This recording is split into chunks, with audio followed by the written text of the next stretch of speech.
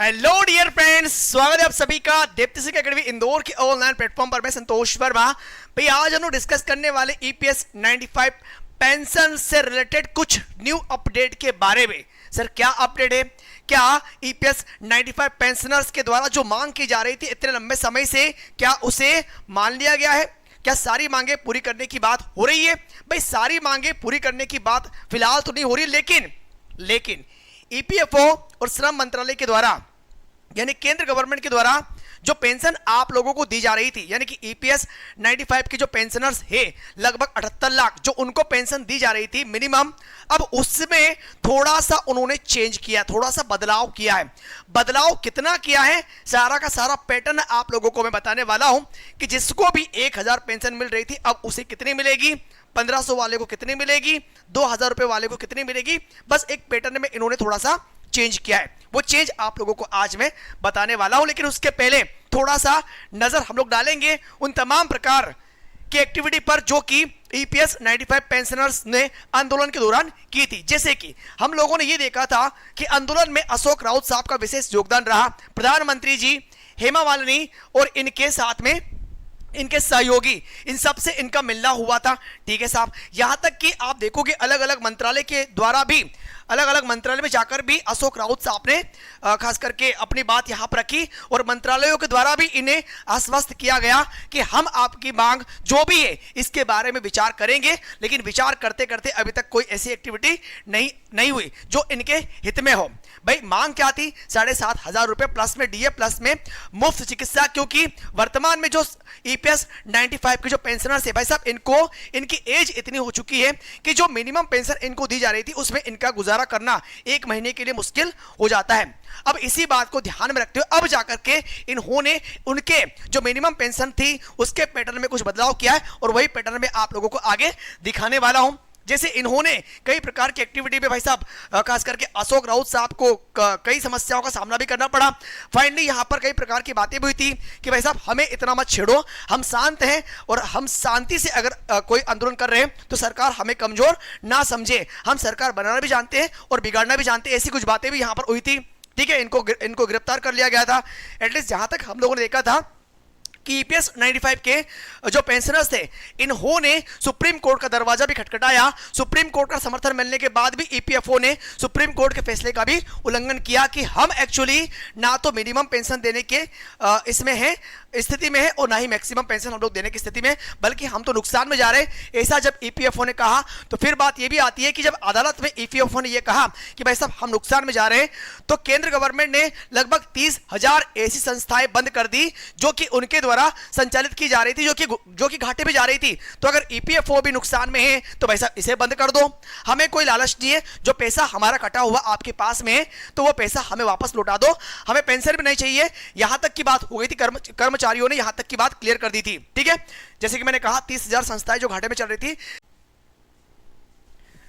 Hello dear friends, स्वागत है आप सभी का दीप्ति सिंह अकेडमी इंदौर के ऑनलाइन प्लेटफॉर्म पर। मैं संतोष वर्मा।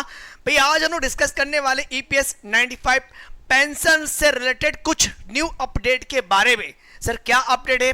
क्या ईपीएस 95 पेंशनर्स के द्वारा जो मांग की जा रही थी इतने लंबे समय से, क्या उसे मान लिया गया है?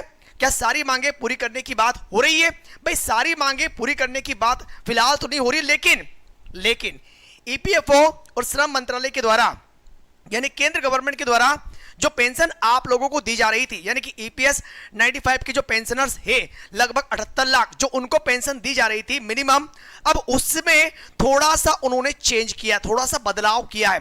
बदलाव कितना किया है, सारा का सारा पैटर्न आप लोगों को मैं बताने वाला हूं कि जिसको भी 1000 पेंशन मिल रही थी अब उसे कितनी मिलेगी, 1500 वाले को कितनी मिलेगी, 2000 रुपए वाले को कितनी मिलेगी।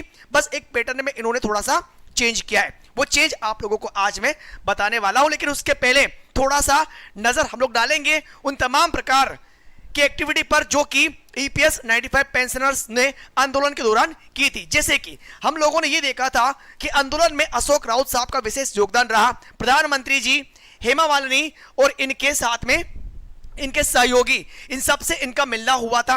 ठीक है साहब, यहां तक कि आप देखोगे अलग अलग मंत्रालय के द्वारा भी, अलग अलग मंत्रालय में जाकर भी अशोक राउत साहब ने खास करके अपनी बात यहां पर रखी और मंत्रालयों के द्वारा भी इन्हें आश्वस्त किया गया कि हम आपकी मांग जो भी है इसके बारे में विचार करेंगे, लेकिन विचार करते करते अभी तक कोई ऐसी एक्टिविटी नहीं हुई जो इनके हित में हो। भाई मांग क्या थी? 7,500 रुपए प्लस में डीए प्लस में मुफ्त चिकित्सा, क्योंकि वर्तमान में जो ईपीएस 95 के जो पेंशनर्स है भाई साहब, इनको इनकी एज इतनी हो चुकी है कि जो मिनिमम पेंशन इनको दी जा रही थी उसमें इनका गुजारा करना एक महीने के लिए मुश्किल हो जाता है। अब इसी बात को ध्यान में रखते हुए अब जाकर के इन्होंने उनके जो मिनिमम पेंशन थी उसके पैटर्न में कुछ बदलाव किया है और वही पैटर्न में आप लोगों को आगे दिखाने वाला हूं। जैसे इन्होंने कई प्रकार की एक्टिविटी में भाई साहब खास करके अशोक राउत साहब को कई समस्याओं का सामना भी करना पड़ा। फाइनली यहां पर कई प्रकार की बातें भी हुई थी कि भाई साहब हमें इतना मत छेड़ो, हम शांत हैं और हम शांति से अगर कोई आंदोलन कर रहे हैं तो सरकार हमें कमजोर ना समझे, हम सरकार बनाना भी जानते हैं और बिगाड़ना भी जानते हैं। ऐसी कुछ बातें भी यहां पर हुई थी। ठीक है, इनको गिरफ्तार कर लिया गया था। एटलीस्ट जहां तक हम लोगों ने देखा था कि ईपीएस 95 के जो पेंशनर्स थे इन्होंने सुप्रीम कोर्ट का दरवाजा भी खटखटाया। सुप्रीम कोर्ट का समर्थन मिलने के बाद भी ईपीएफओ ने सुप्रीम कोर्ट के फैसले का भी उल्लंघन किया कि हम एक्चुअली ना तो मिनिमम पेंशन देने के इसमें है स्थिति में है और ना ही मैक्सिमम पेंशन हम लोग देने की स्थिति में, बल्कि हम तो नुकसान में जा रहे हैं। ऐसा जब ईपीएफओ ने कहा तो फिर बात यह भी आती है कि जब अदालत में ईपीएफओ ने यह कहा कि भाई साहब हम नुकसान में जा रहे हैं, तो केंद्र गवर्नमेंट ने लगभग 30,000 ऐसी संस्थाएं बंद कर दी जो कि उनके द्वारा संचालित की जा रही थी, जो कि घाटे में जा रही थी। तो अगर ईपीएफओ भी नुकसान में है तो भाई साहब इसे बंद कर दो। हमें कोई लालच नहीं है, जो पैसा हमारा कटा हुआ आपके पास में है तो वो पैसा हमें वापस लौटा दो, हमें पेंशन भी नहीं चाहिए। यहां तक की बात हो गई थी, कर्मचारियों ने यहां तक की बात क्लियर कर दी थी। ठीक है, जैसे कि मैंने कहा 30,000 संस्थाएं जो घाटे में चल रही थी। हेलो डियर फ्रेंड्स, स्वागत है आप सभी का दीप्ति एकेडमी इंदौर के ऑनलाइन प्लेटफॉर्म पर। मैं संतोष वर्मा। भाई आज हम डिस्कस करने वाले ईपीएस 95 पेंशन से रिलेटेड कुछ न्यू अपडेट के बारे में। सर क्या अपडेट है? क्या ईपीएस 95 पेंशनर्स के द्वारा जो मांग की जा रही थी इतने लंबे समय से, क्या उसे मान लिया गया है? क्या सारी मांगे पूरी करने की बात हो रही है? भाई सारी मांगे पूरी करने की बात फिलहाल तो नहीं हो रही, लेकिन ईपीएफओ और श्रम मंत्रालय के द्वारा यानी केंद्र गवर्नमेंट के द्वारा जो पेंशन आप लोगों को दी जा रही थी, यानी कि ईपीएस 95 के जो पेंशनर्स है लगभग 78 लाख जो उनको पेंशन दी जा रही थी मिनिमम, अब उसमें थोड़ा सा उन्होंने चेंज किया, थोड़ा सा बदलाव किया है। बदलाव कितना किया है सारा का सारा पैटर्न आप लोगों को मैं बताने वाला हूं कि जिसको भी 1000 पेंशन मिल रही थी अब उसे कितनी मिलेगी, 1500 वाले को कितनी मिलेगी, 2000 रुपए वाले को कितनी मिलेगी।